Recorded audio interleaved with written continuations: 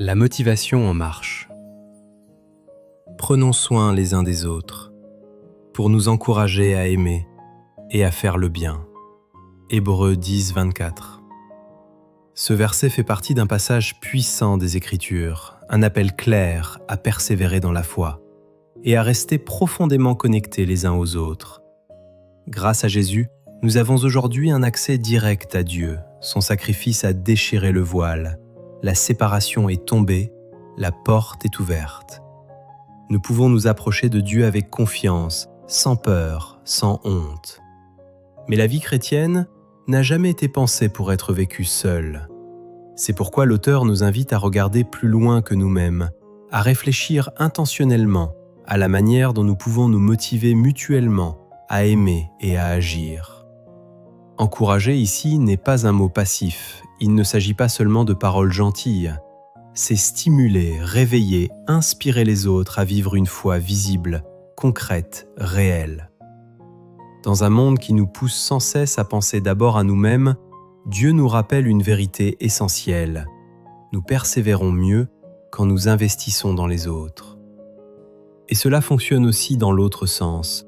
Quand quelqu'un t'encourage à aimer, quand quelqu'un te pousse à faire le bien, ce n'est pas un hasard. Dieu utilise souvent les autres pour révéler ce qu'il a déjà placé en toi, mais que tu n'oses pas encore voir. Comme un entraîneur qui pousse un athlète à dépasser ses limites, les frères, les sœurs, les responsables spirituels peuvent t'aider à avancer, là où tu n'aurais jamais osé aller seul. Ce type de communauté ne se construit pas par accident, elle demande du temps, de la vulnérabilité, de la fidélité et un cœur prêt à marcher avec les autres.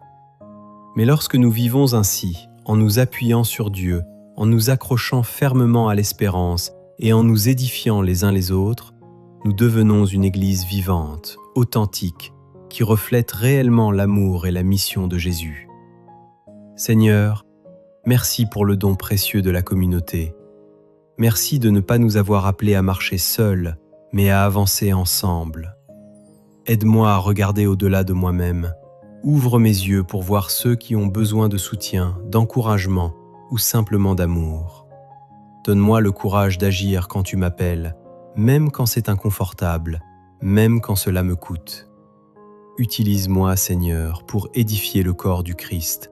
Fortifie ton Église, relève les cœurs fatigués et fais de nous un peuple qui aime et qui agit. Au nom de Jésus, Amen.